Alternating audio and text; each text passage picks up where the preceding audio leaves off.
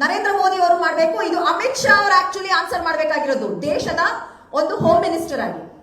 ಎಲ್ಲಿ ಸರ್ ಯಾರಾದ್ರೂ ಒಬ್ರು ಇಂತಹ ನೀಚ ಕೃತ್ಯಗಳು ನಡೆದಿದೆ? ಎಂತಹ ರಾಕ್ಷಸ ಮನೋಭಾವ ಅದು.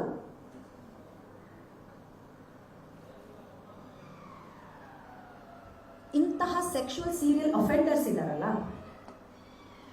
ಇಂಥವರಿಗೆ ಸರಿಯಾದ ಶಿಕ್ಷೆ ಆಗಿಲ್ಲ ಅಂದ್ರೆ ಅಧಿಕಾರದಲ್ಲಿ ದರ್ಪ ತೋರಿಸಿ ಸೆಕ್ಷುವಲ್ ಅಫೆಂಡರ್ಸ್ ಇವರು.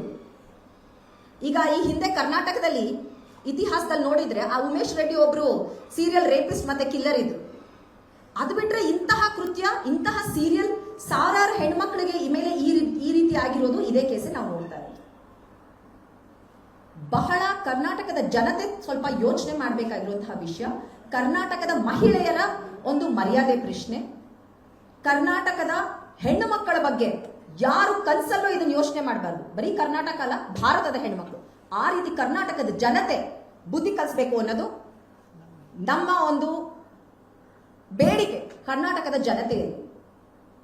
ಸರ್, ಆ ಹೆಣ್ಮಕ್ಳು ಯಾರು ಮುಂದೆ ಬರೋಕ್ಕೂ ಹೆದರ್ಕೋತಾರೆ. ಇವರೆಲ್ಲ ಅಧಿಕಾರ ಇರೋರು. ಆ ಹೆಣ್ಮಕ್ಳಿಗೆ ನಾವು ನೀವೇ ಧ್ವನಿಯಾಗಿರ್ಬೇಕು. ದಯವಿಟ್ಟು ನಿಮ್ ಕೈ ಮುಗಿದು ಕೇಳ್ಕೊತೀನಿ, ಆ ಬಿಜೆಪಿ ಪ್ರತಿಯೊಂದು ನಾಯಕರನ್ನು ಬಿಡಬೇಡಿ. ಬಿಜೆಪಿ ಪ್ರತಿಯೊಂದು ನಾಯಕರನ್ನು ಬಿಡಬೇಡಿ. ಹೋಗಿ ಪ್ರಶ್ನೆ ಮಾಡಿ. ಯಾಕೆಂದ್ರೆ ಲಿಂಗಾಧಾರಿತ ದೌರ್ಜನ್ಯಕ್ಕೆ ಬರೀ ಜಾತಿ ಧರ್ಮ ಇಲ್ಲ ಅಂತ ಮಾತಾಡಿದೆ ನಾನು. ದೇಶದ ಬೌಂಡ್ರಿಗಳು ಇಲ್ಲ, ರಾಜ್ಯದ ಬೌಂಡ್ರಿ ಇಲ್ಲ, ಭಾಷೆ ಬೌಂಡ್ರಿ ಇಲ್ಲ. ಪ್ರತಿಯೊಂದು ಜಾತಿ, ಪ್ರತಿಯೊಂದು ಧರ್ಮ, ಪ್ರತಿಯೊಂದರಲ್ಲೂ ನಡೆಯುತ್ತೆ ಸರ್. ಇಲ್ಲಿ ಹೆಣ್ಣು ಮಕ್ಕಳ ಕುಲ, ನಾವೆಲ್ಲ ಹೆಣ್ಣು ಮಕ್ಕಳು ಸರ್. ಅದರ ರೆಪ್ರೆಸೆಂಟೇಟಿವ್ ಆಗಿ ನಾನು ಇಲ್ಲಿ ಮಾತಾಡ್ತಾ ಇದ್ದೀನಿ. ಒಂದು ನಿಮಿಷ ಸರ್, ನನಗೆ ಅರ್ಥ ಆಯ್ತು. ಒಂದೇ ಒಂದು ಹೇಳ್ತೀನಿ ಕೇಳಿ. ಪೊಲಿಟಿಕ್ಸ್ ಅಲ್ಲಿ ಸರ್, ಪೊಲಿಟಿಕ್ಸ್ ಜಿಲ್ಲಾಧ್ಯಕ್ಷರು ಸ್ಪಷ್ಟ ಮಾಹಿತಿ ಇದೆ, ನಿಮ್ಮ ಹಾಸನದ ಮಾಜಿ ಸಚಿವರು ಸ್ಪಷ್ಟ ಮಾಹಿತಿ ಇದೆ, ನಿಮ್ಮ ಹಾಸನದ ಶಾಸಕರು ಮಾಹಿತಿ ಇದೆ. ಹಾಗಿದ್ರೆ ಅವ್ರ ಹತ್ರ ಎವಿಡೆನ್ಸ್ ಇದ್ರೆ ಅವ್ರು ರಿಲೀಸ್ ಮಾಡಿಲ್ಲ ಅಂದ್ರೆ ಅದು ಕೂಡ ನಮ್ಮ ಇನ್ವೆಸ್ಟಿಗೇಷನ್ ಅಲ್ಲಿ ಬಂದೇ ಬರುತ್ತೆ. ಆಸ್ ಕ್ಲಿಯರ್ ನಿಮಗ್ ಗೊತ್ತಿರ್ಬೋದು ಅವ್ರ ಹತ್ರ ಮಾಹಿತಿ ಇದೆ ಅಂತ.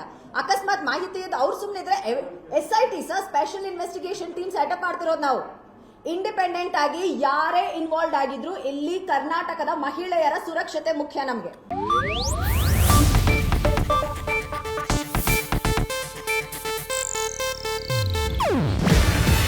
ಇದು ಏಷ್ಯಾನೆಟ್ ನ್ಯೂಸ್ ನೆಟ್ವರ್ಕ್ ಪ್ರಸ್ತುತಿ. ನೀವು ನೋಡ್ತಿದ್ದೀರಾ ಏಷ್ಯಾನೆಟ್ ಸುವರ್ಣ ನ್ಯೂಸ್.